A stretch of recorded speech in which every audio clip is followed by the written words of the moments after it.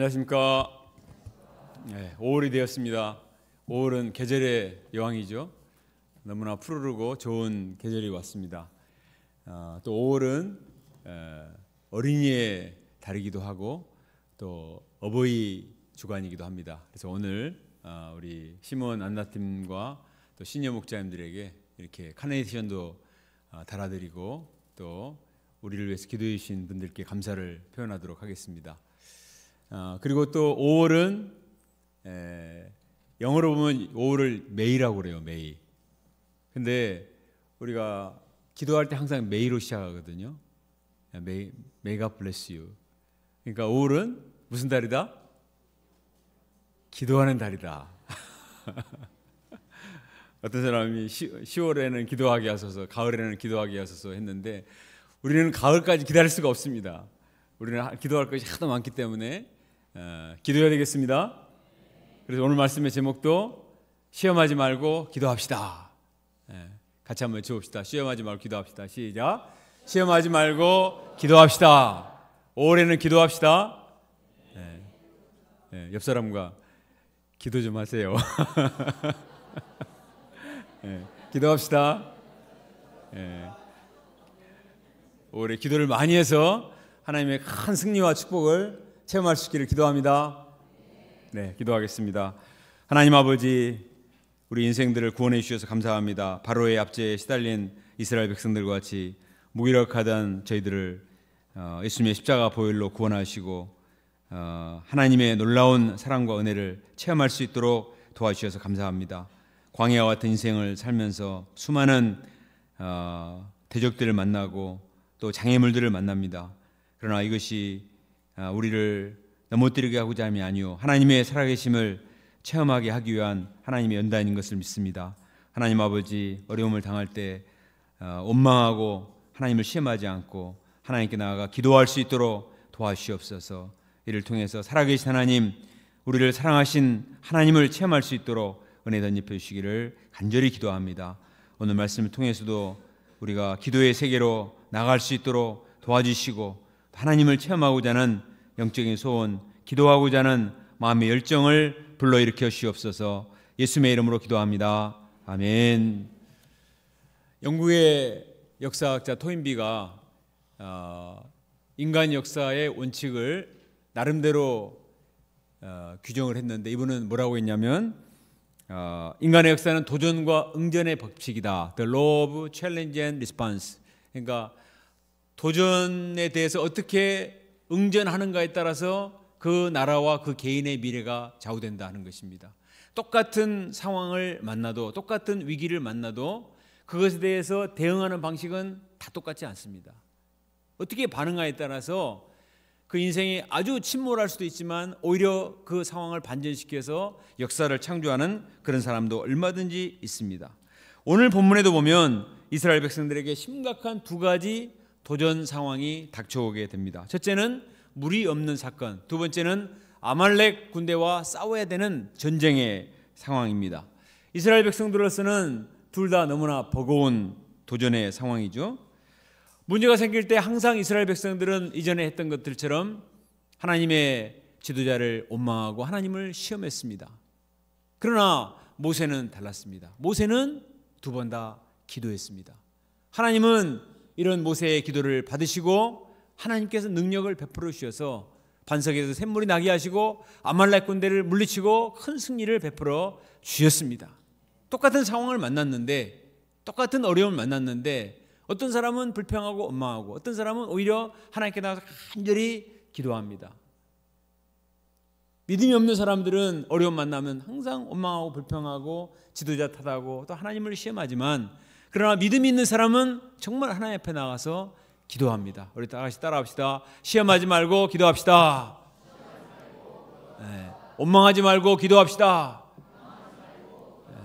입에서는 원망이 나오고 입에서는 불평과 시험하는 말이 나올 수 있지만, 그러나 그 순간에 하나님 앞에 나가서 기도하면 살아계신 하나님을 체험하고 믿음의 승리를 체험할 수 있습니다. 인생의 도전을, 인생의 위기를 원망과 불평으로 낭비하지 말고 하나님께 나가서 기도해서 우리의 믿음이 정말 독수리의 날개치며 올라간 같은 그런 믿음의 큰 승리를 체험하면 좋겠습니다.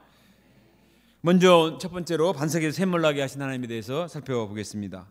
1절에 보면 이스라엘 백성들이 여호와의 명령에 따라 신광야를 떠나서 르비딤 장막에 이르게 되었습니다. 르비딤에 이르게 되었어요. 사진에 보는 것처럼 이스라엘 백성들이 이제 애굽에서 빠져나와서 밑에 시내산에 가까운 르비딤의 장막을 치게 되었습니다. 그런데 백성들이 마실 물이 없는 것입니다. 지난주 말씀에서는 뭐가 없었죠? 먹을 음식이 없었단 말이에요. 그런데 지금은 물이 없습니다. 물어보겠습니다. 음식이 없을 때 힘듭니까? 물이 없을 때 힘듭니까? 둘 다 힘들죠. 그렇지만 음식은 몇 시간 몇 끼가 없어도 그래도 살 수가 있지만 물은 없으면 살 수가 없어요. 저도 말씀 전하다가 물이 없으면 목이 말라서 견딜 수 없기 때문에 항상 물을 이렇게 항상 떠서 가지고 옵니다. 물은 정말 절실히 필요한 것이죠. 물이 없으니 얼마나 힘들겠습니까? 더구나 그들은 하나님의 명령대로 여기까지 왔다고 했습니다. 하나님의 말씀을 따라 순종해서 여기 왔습니다. 하나님이 이곳으로 가라고 해서 순종해서 여기 왔거든요. 근데 물이 없는 거예요. 이로 말미암아서 그들의 마음 가운데는 하나님께 대한 불신이 생겨나게 되었습니다. 7절 하반절에 보면 그들은 하나님을 시험하여 이르기를 여호와께서 우리 중에 계신가 안 계신가 모르겠다. 아니 하나님이 분명히 가라고 해서 왔는데 물이 없어. 목말라 죽게 생겼어. 도대체 하나님이 우리 가운데 계시나기나 한 것인가? 하나님이 우리한테 관심이나 있는 것인가? 하나님의 존재 자체 또 하나님의 사랑에 대한 깊은 의심과 불신을 갖게 되었습니다. 2절에 보면 이로 말미암아서 백성들이 모세와 다투었다고 했습니다. 우리에게 물을 주어 마시게 하라. 다투었다는 단어를 표준 세번역에서는 대들었다 이렇게 번역을 했습니다. 원문에 보면 소송을 제기했다 이런 의미가 있습니다. 모세를 법정에 고소를 한 것입니다. 우리를 속인 모세를 처벌해 주세요. 탄핵시켜 주세요. 이렇게 고소를 했습니다. 고소할 사유가 무엇인가? 3절을 같이 읽어보겠습니다. 3절 시작. 거기서 백성이 목이 말라 물을 찾음에 그들이 모세에게 대하여 원망하여 이르되 당신이 어찌하여 우리를 애굽에서 인도하여 내어서 우리와 우리 자녀와 우리 가축이 목말라 죽게 하느냐. 적어도 애굽은 노예 생활을 했지만 물은 있었어요.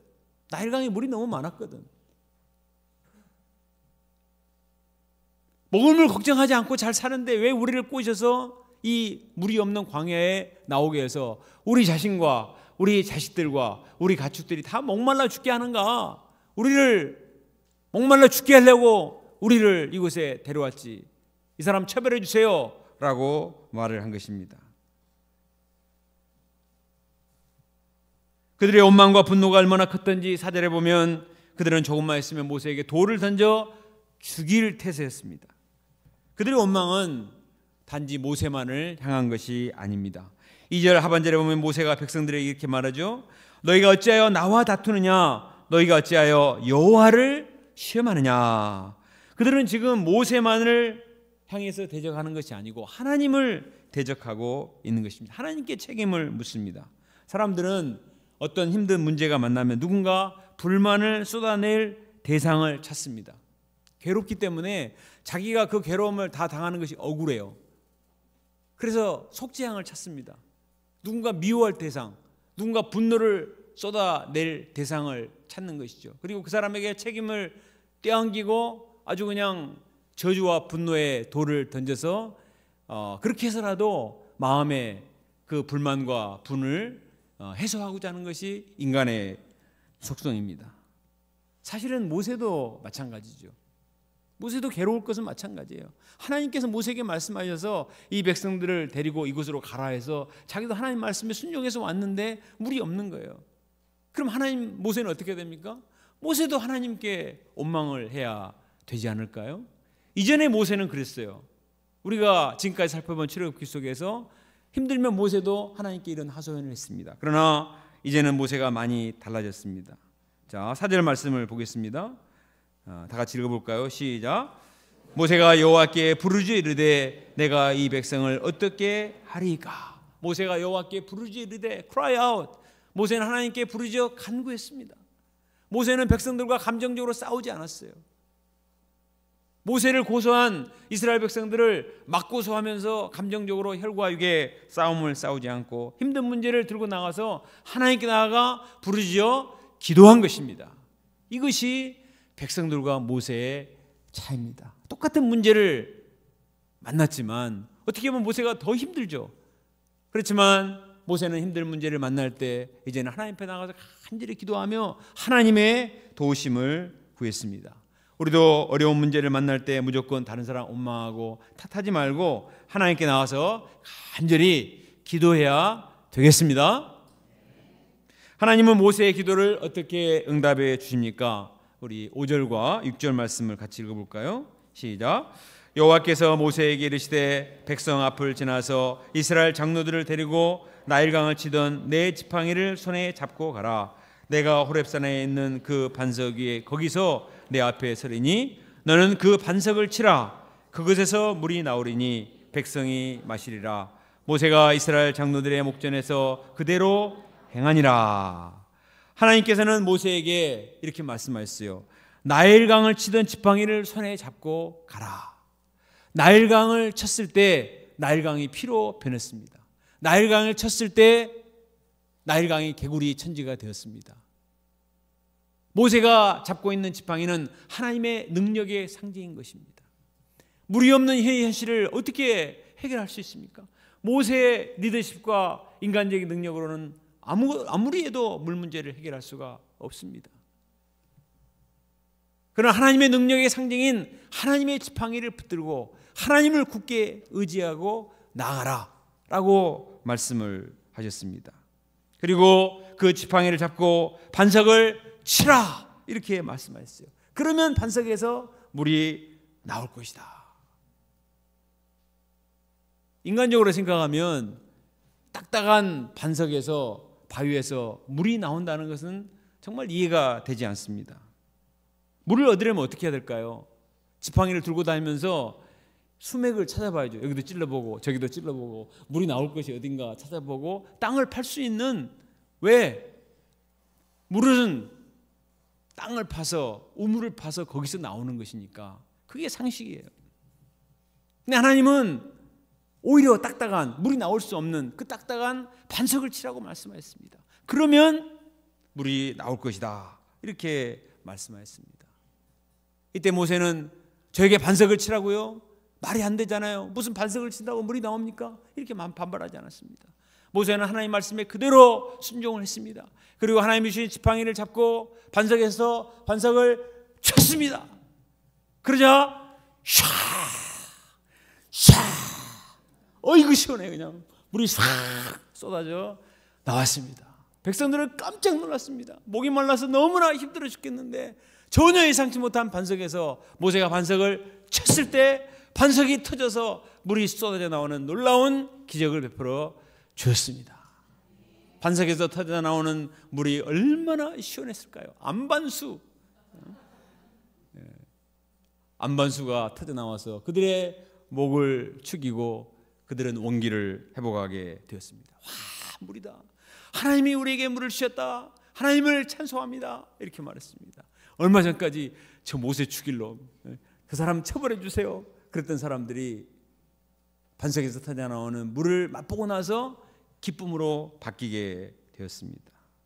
딱딱한 반석에서도 샘물이 나게 하신 하나님의 능력을 감사와 찬송을 드립니다. 하나님은 쓴물도 단물로 바꿔주시고 반석에서도 샘물이 나게 하시는 분이십니다. 하나님은 무에서 유를 창조하시는 창조주가 되시기 때문에 모든 인간의 상식을 초월해서 반석에서도 샘물이 나게 하시는 전능하신 하나님이 되십니다. 그래서 기도를 하라는 거예요. 하나님을 생각할 때 인간적인 기준으로 생각하면 기도를 할 수가 없지만 하나님은 살아계시고 전능하시고 모든 인간의 상식을 초월한 살아계신 분이시기 때문에 그 하나님께 기도하면 기적을 베풀어 주십니다. 그런데 사도 바울은 고린도전서 10장 4절에서 여기 나오는 반석을 예수님으로 해석을 했습니다. 우리 다 같이 고린도전서 10장 4절을 같이 읽어볼까요? 시작. 이는 그들을 따르는 신령한 반석으로부터 마셨음에 그 반석은 곧 그리스도시라. 예수님이 신령한 반석이고 예수님에게서 신령한 음료가 나왔다, 이렇게 말을 하고 있습니다. 여기 반석을 치라 했을 때 치라의 원어는 낙하인데 이거는 아주 세게 치는 거예요. 죽도록 치는 거예요. 반석을 치라니까 톡 그냥 택 건드리는 게 아닙니다. 완전히 그냥 죽도록 치는 거예요. 이 언어의 의미가.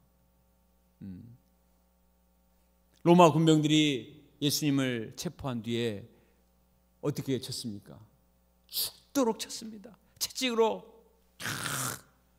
쳤습니다. 그리고 양손과 양발을 대못에 쳐서 박았습니다. 창을 찔러서 옆구리에서 물이 쏟아지게 했습니다. 참 아이러니한 것은 무자비한 로마 군병들이 하나님의 아들 죄 없는 예수님을 채찍으로 치고 창으로 찔렀는데 그 예수님에게서 흘러나오는 물과 피가 신령한 음료가 되었습니다. 하나님은 목마른 우리 인생들에게 참된 생수를 주기 원하셨는데 그 방법이 참으로 신기했습니다. 우리가 지난주 말씀에 보면은 양식이 없을 때 하나님께서 하늘문을 여시고 비같이 양식을 내려주셨다고 했습니다. 그렇게 해서도 양식을 그런 방법으로 음료수의 문제도 해결하실 수 있었을 거예요. 근데 하나님은 신기하게도 죄 없는 자신의 아들 예수님을 속죄양으로 내보내 주셔서 그 몸이 침을 당하고 깨뜨림을 당해서 그 몸에서 흘러나오는 물과 피로 말미암아 우리의 영혼을 적시는 생수가 되게 주셨습니다. 왜 이렇게 하셨을까요? 저도 모르겠어요. 그러나 제가 생각하기에는 하나님의 사랑의 방법인 것 같아요. 조금만 힘들면 원망하고 불평하고 하나님 의심하는 이들에게 하나님의 사랑과 능력을 표현하는 방법을, 이런 방법을 통해서 쓰셨습니다. 자기 아들이 죽어가는 곧 하나님 자신이 찢어지고 깨지는 그것을 통해서 그 몸에서 터져나오는 물과 피를 먹고 마시고 생수를 맞으라는 것입니다. 어렸을 때 집에서 저희들이 엄마 아빠를 막 괴롭히면 엄마가 그러면 날 잡아먹어라. 능력도 없는데 막 이거 내놔라 저거 내놔라 하면은 뭐라고 하냐면 날 잡아먹어라 이렇게 말한다. 그게 부모의 마음이에요. 하나님의 마음인 것입니다. 오늘날에도 사람들은 목마른 인생을 살아가면서 어디서 생수를 마실 것인가, 사마리아인 같이 이 남자 저 남자 또 이 바위 저 바위를 건들면서 거기에서 뭔가 생수가 나오지 않을까 기대를 합니다. 그러나 거기에서 생수를 얻을 수가 없어요. 오직 자신의 몸을 십자가에 내주셔서 물과 피를 흘려주신 예수님만이 우리에게 진정한 생수의 근원이 되시고 반석이 되십니다. 요한복음 7장 38, 39절 같이 읽어볼까요? 시작. 누구든지 목마르거든 내게로 와서 마시라. 나를 믿는 자는 성경의 이름과 같이 그 배에서 생수의 강이 흘러나리라. 광야와 같은 인생을 살아가면서 우리가 생수의 근원 되신 예수님께 나가서 간구할 때 주님이 기쁨의 생수, 영생의 생수, 참된 생명의 생수를 넘치도록 부어주리라 믿습니다. 오늘날 가짜 정말 생수의 근원들이 우리를 유혹합니다. 그러나 진정한 생수는 예수님께로부터 오는 것입니다. 지난 수요예배 때 소감 발표를 하신 고희정 사모님은 대학 시절 너무나 가정 형편이 어려워서 항상 등록금 걱정을 해야만 했다고 했습니다. 인간적으로 생각하면 다른 거 아무것도 해서는 안 되죠. 돈 없으면 공부도 못 하는데 다 신경 끄고 아르바이트하고 돈 벌고 이것만 해야 될 것 같은데 이분은 UBF 와서 열심히 말씀 공부를 했습니다. 예배와 수양에 참석해서 열심히 말씀과 기도에 반석을 쳤습니다. 그때 하나님께서는 그분의 영혼을 적시는 생수를 허락해 주셨습니다. 그리고 장학금도 허락해 주셨습니다. 예수님이 주시는 성령의 생수를 맛보고 참된 기쁨과 만족을 얻을 수가 있었습니다. 그리고 그 성령의 생수를 열심히 양들에게 전파하기 시작했습니다. 그래서 캐나다의 레베카 김 선교사님, 또 몬트리올의 다니엘라 찬 선교사님, 일본의 장요한나 선교사님, 그리고 지금 이곳에 있는 이현주 목자님, 그리고 홍서희 자매 에리까지 많은 목마른 영혼들을 생수 대신 예수님께 인도하는 복의 근원된 삶을 살게 되었습니다. 결혼도 돈 잘 버는 남편을 만나야 대박 날 것 같은데 가장 가난한 풀타임 고 사무엘 목자님을 만났습니다. 그래서 힘들 줄 알았는데 이분에게 경영의 은사가 있어서 또 하나님께서 물질도 채워주시는 것을 보았습니다. 참 신기해요. 인간적으로 생각하면 여기가 물이 잘 나올 것 같은데, 이거를 치면 대박 날 것 같은데, 이걸 치면 뭔가 재미가 있을 것 같은데 아니에요. 가장 물이 안 나올 것 같은 반석, 십자가에서 자기 몸이 깨뜨려 죽으신 예수님에게서 생수가 터져 나왔습니다. 오늘날도 사람들은요, 얼마나 물질과 쾌락을 얻기 위해서 얼마나 이것저것을 두드리고 다닙니까? 그러나 우리는 정말 영원한 생수의 근원이 되신 예수님께 나가고 참된 반석이 되신 예수님께 나가서 간절히 기도함으로 반석 되신 예수님을 치고 말씀과 기도를 통해서 반석이신 예수님을 치면 거기에서 생수가 나오게 되리라 믿습니다. 요즘은 캠퍼스 복음 역사도 이제 생수가 말랐다 이렇게 부정적인 말을 하는 사람이 있어요. 요즘 젊은이들이 뭐가 부족해서 성경 공부하러 오냐 이렇게 부정적인 말을 하고 기대하지 않아요.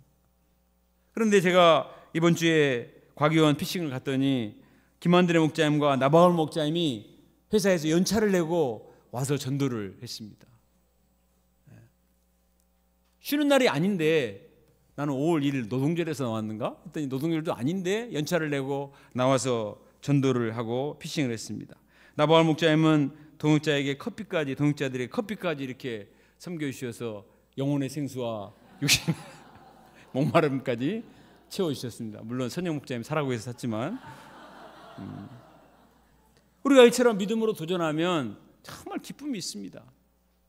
사람들이 세상에서 놀고 먹고 풍요로운 것으로 재미를 느끼는 것 같지만 인간은 영적인 존재이기 때문에 만족이 없어요. 말씀을 공부하고 기도하고 이처럼 예배드리고 찬양 부르고 그럴 때 우리 마음에 생수의 강이 확 흘러넘치지 않습니까? 네. 이번 봄수양회를 통해서도 이런 생수의 강이 우리 심령에 터지는, 양들이 얼마나 목마른 자들이 많은데 주님께 나와서 생수가 터지는 감격을 체험할 수 있기를 간절히 기도합니다. 두 번째는 아말렉을 하나님께서 물리쳐 주십니다. 8절을 볼까요? 그때 아말렉이 와서 이스라엘과 르비딤에서 싸우게 됩니다. 아말렉은 에세의 후손인데 이스라엘 역사 속에서 항상 발목을 잡는 아주 호전적이고 야비한 족속들이었습니다. 에스더에서 보면은 페르시아에 와 있는 이스라엘 백성들을 다 몰살하고자 음모를 꾸민 하만이 아각 사람 아말렉 사람이었습니다. 굉장히 사탄적이죠. 이런 아말렉 사람들을 이스라엘 백성들이 치려고 하자마자 만나서 전쟁을 치르게 되었습니다. 얼마나 두렵겠습니까? 이전 같으면 이스라엘 백성들이 막 원망을 했을 건데 본문에 보면 원망하는 내용이 나오지 않습니다. 반석에서 샘물을 맛본 이들이 하나님의 은혜를 체험하고 이제는 원망을 하지 않습니다. 자, 9절을 같이 읽어봅시다. 시작. 모세가 여호수아에게 이르되 우리를 위하여 사람들을 택하여 나가서 아말렉과 싸우라. 내일 내가 하나님의 지팡이를 손에 잡고 산 꼭대기에 서리라. 모세는 젊은 지도자 여호수아를 전쟁터에 내보내서 말했습니다. 나가서 싸우라. 사람들을 택해서 싸우라. 이렇게 말했습니다. 이에 여호수아와 택함 받은 백성들이 전쟁터에 나가서 치열하게 싸웠습니다. 그 결과 어떻게 됐죠? 13절 같이 읽어볼까요? 시작. 여호수아가 칼날로 아말렉과 그 백성을 쳐서 무찌르니라. 여호수아는 모세의 후계자인데 출애굽기에 여기서 처음 나옵니다. 그런데 젊은 종 여호수아는 하나님이 세우신 종 모세의 방향에 순종해서 젊은 사람들을 택하여 나가서 전쟁을 치르고 마침내 아말렉과의 전투에서 큰 승리를 체험하게 되었습니다. 우리도 오늘날 아말렉과 같은 대적들을 만납니다. 두려운 일이죠. 그러나 피하지 말고 우리가 힘써 영적 전쟁을 해야 되겠습니다. 하나님을 대적하여 높아진 사단 마귀가 끊임없이 우리를 삼키려고 다가오지만 피하거나 숨어서는 안 됩니다. 맞서 싸워야 됩니다. 세계선교 역사와 캠퍼스 복음 역사는 치열한 영적인 전쟁입니다. 지난 라틴 아메리카 수양회 참석해서 저는 정말 많은 은혜를 받았습니다. 우리가 아는 대로 중남미는 정치적으로 경제적으로 굉장히 불안한 나라입니다. 치안도 불안하고 여러 가지 어려움이 많습니다. 그런 나라에 선교사로 와서 물질 자립하고 자녀들 키우고 캠퍼스 복음 역사를 섬긴다는 것은 정말 모험이죠. 어떤 분들은 곤충 강도를 당하기도 했습니다. 사업하다가 사기를 당하기도 하고 질병에 걸려서 고생하기도 했습니다. 그러나 우리 선교사님들은 사명지를 떠나지 않고 지난 50년 동안 치열한 영적 전쟁을 치르면서 복음 역사를 섬겼습니다. 그냥 남아서 생존만 한 게 아니고 복음 역사를 열심히 섬겼을 때 하나님께서는 우리 선교사님들의 치열한 파이팅 스피릿과 믿음을 받으시고 많은 은혜 역사를 베풀어 주셔서 현지 목자들이 우뚝 서는 역사가 이루어졌습니다. 화면에 보시는 것처럼 이렇게 많은 사람들이, 이렇게 많은 700명이 넘는 사람들이 모여서 다 사진을 찍기가 어려울 정도로 많은 은혜 역사를 베풀어 주셨어요. 우리가 650명을 위해서 기도했는데 훨씬 넘는 700명에 가까운 사람들을 보내주셔서 은혜 역사를 이루어 주셨습니다. 우리 선교사님들이 한 사람 한 사람 붙들고, 그냥 이 사람들은 양들이 죄를 지어도 보통 짓는 게 아니에요. 깜짝깜짝 놀랄 죄. 그냥 소감을 들으면서 선교사님들 보고 놀라면 놀라지 마세요. 이건 기본입니다. 다 이래요, 이 사람들은. 그런데도 그런 사람들을 품고 말씀으로 도와서 제자로 세우고, 이제는 그들이 목자가 되고 메신저들이 되었습니다. 이것은 선교사님들만이 한 것이 아니고 우리 학사님들도 직장에서 얼마나 살아남기 위해서 사투를 벌이고 있습니다. 지난 새벽기도 때 말씀해 보니까 우리 윤유선 목자님이 정말 잘리지 않고 우리 지은이와 사무엘을 교육시킬 때까지 살아남아서 직장생활을 해야 될 텐데, 그 말 들으니까 참 짠한 마음 들고 존경스러운 마음이 들었습니다. 야, 직장이라는 현실이, 나는 잘릴 염려 없는데 우리 목자님들이 얼마나 고생하는가. 또 목자님들만 고생한 줄 알아요? 학생들도 학점 따고 직장 잡기 위해서 얼마나 치열한 전투를 하고 있습니다. 인생이 전쟁입니다. CBF들은 편한지 아세요? 소감 써야지, 학원 가야지. 이들도 괴로워합니다. 어차피 인생은 전쟁이에요. 어떻게 해야 될까요? 싸워야 됩니다. 여호수아 본받아 앞으로 가세. 우리가 걸쳐서는 주님 품일세. 어차피 전쟁이라면 피하지 말고 싸워야 돼요. 싸우면, 믿음으로 싸우면 하나님이 승리를 주십니다. 그런데 아말렉과 싸울 때 굉장히 특이한 전략이 있었어요. 모세가 젊은 지도자 여호수아와 젊은 사람들만 나가서 싸우라 하고, 나는 나이가 늙었으니까 80이 넘었으니까 뒷짐지고 구경만 한 게 아니에요. 9절 하반절을 봅시다.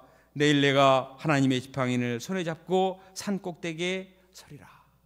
모세는 산 꼭대기에 올라갔습니다. 그리고 두 손을 들고 기도를 하기 시작했습니다.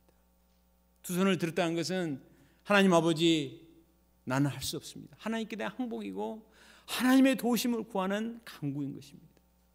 하나님, 우리에게 무기가 있습니까? 우리가 무슨 전력이 있습니까? 하나님이 도와주지 않으면 우리는 다 이 광야에서 죽을 수밖에 없습니다. 하나님 도와주세요. 간절히 기도했습니다. 80 넘은 할아버지가 손을 들고 하나님 앞에 간절히 기도한 거예요. 그리고 기도할 때 옆에 아론과 훌이 함께 기도했습니다. 근데 신기한 것은 모세가 손을 들고 간절히 기도하면 여호수아가 전쟁에서 막 이기는 거예요. 근데 팔이 힘이 없어가지고 하나님 아버지 도와주세요 이렇게 하면 점점 여호수아 군대가 밀려서 지는 것입니다. 그래서 안 되겠다, 팔이 나르게 하면 안 되겠다. 그래서 아론과 훌이 옆에서 돌을 받쳐가지고 모세가 손이 내려오지 않도록 했습니다. 계속해서 기도하도록. 모세와 아론과 홀이 합심해서 하나님께 기도하니까 하나님께서 승리를 주셨습니다. 여호수아와 젊은 사람들은 현장에 나가서 열심히 싸우고, 모세와 아론과 홀 선배들은 뒤에서 열심히 기도하고, 이런 양동작전을 통해서 큰 승리를 체험하게 되었습니다. 하나님의 구원 역사에서 가장 안 좋은 것은 구경꾼들이에요. 구경만 하고 말만 하는 사람들. 하나님 우리를 구경꾼으로 부르시지 않았어요. 현장에 나가서 믿음의 치열한 싸움을 싸거나 아니면 후방에서 열심히 기도에 지원을 하는 우리 선교사님들이 얼마나 치열한 영적인 싸움을 싸우는데 우리가 열심히 기도해야 되지 않겠습니까? 지난 우리 독일에서 오신 시니어 선교사님들은 대부분 독일에서 피싱되신 분들입니다. 여기서 훈련받고 선교사로 나가신 분들이 아니고 돈 없어서 돈 벌러 가난해서 독일에 간호사로 갔다가 너무 외롭고 힘드니까 어디 한국 간호사들이 모여서 성경 공부하고 예배한다는 곳이 있다는 소식을 듣고 꾸역꾸역 모여들어서 거기 가서 말씀 공부하고 복음을 영접하고 예수님을 그리스도로 고백하고 목자가 되고 얼떨결에 선교사가 됐어요. 여기 나오는 사진분들이 이런 분들이 3분의 2가 넘습니다. 이분들을 처음에 한국 간호사들만 전도하다가 나중에는 사무엘 선교사님이 캠퍼스로 들어가서 독일 대학생들을 도우라고 말씀하셨습니다. 이분들은 학벌도 좋은 분들이 아니고 독일어를 잘하는 분도 아닌데 1960년대 70년대 한국의 간호사들이 독일 대학생들을 전도한다는 것은 오늘날 아프리카 사람이 한국에 와서 복음을 전하는 것만큼이나 어려운 일입니다. 노예 백성 이스라엘이 아말렉 군대와 싸우는 것만큼이나 어려운 일이에요. 그러나 우리 UBF는 간절히 기도했어요. 이름도 모르지만 손을 들고 열심히 기도하고 수양회 때마다 기도하고 편지 쓰고 모일 때마다 기도하고 열렬하게 기도했습니다. 그때 하나님께서는 우리 선교사님들에게 방언의 은사를 주셔서 독일어를 하게 하시고 독일어로 말씀을 전해서 그들이 변화되고 목자가 되고 이제는 그들이 다 지부장이 돼서 복음 역사를 계승을 했습니다. 다른 데서 들으면 놀랍니다. 어떻게 한국 사람들이 70년대 독일에 가서 독일 대학생들을 도와가지고 그들을 변화시키고 독일의 신학자들이 얼마나 많아요. 독일의 신학교들이 얼마나 대단한 신학교들이 많은데 독일 사람도 독일의 신학자들도 독일 사람을 변화 못 시키는데 한국의 여자 간호사들이 말씀을 전해서 그들을 도와서 목자로 세운 것입니다.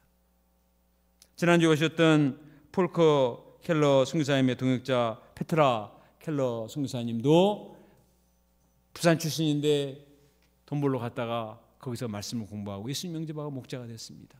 그리고 독일의 최초 목자인 이 폴커 켈러 목자와 믿음의 가정을 이루고 내 자녀를 믿음으로 키워서 복음 역사의 든든한 동역자가 되었습니다.